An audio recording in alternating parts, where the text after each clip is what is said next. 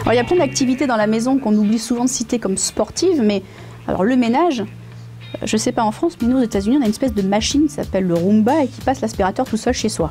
Donc maintenant, les gens ne passent plus l'aspirateur, on a ce petit robot qui est très mignon en demeurant et qui passe toute la journée et qui aspire toute la maison, qui fait un bon travail.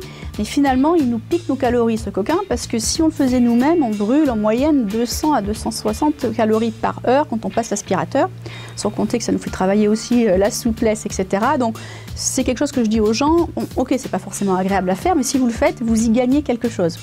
Laver les carreaux, c'est génial, parce que très souvent on est obligé d'aller assez haut, donc on travaille le stretching, les étirements, la souplesse.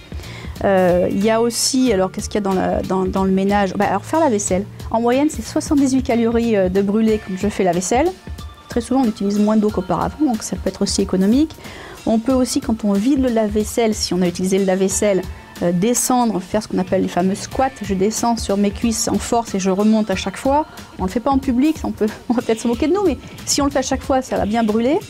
Et puis aussi, il y a du jardinage. Le jardinage, outre le fait que c'est bon pour le mental, c'est aussi excellent parce qu'on brûle énormément de calories. Ça peut aller jusqu'à 400 ou 500 calories si on doit trimballer des seaux de terre, déterrer des arbustes ou autre. Donc on peut tout au long de la journée, et même du week-end pour le coup, avec le jardinage, être hyper actif et brûler en moyenne 500 à 600 calories de plus.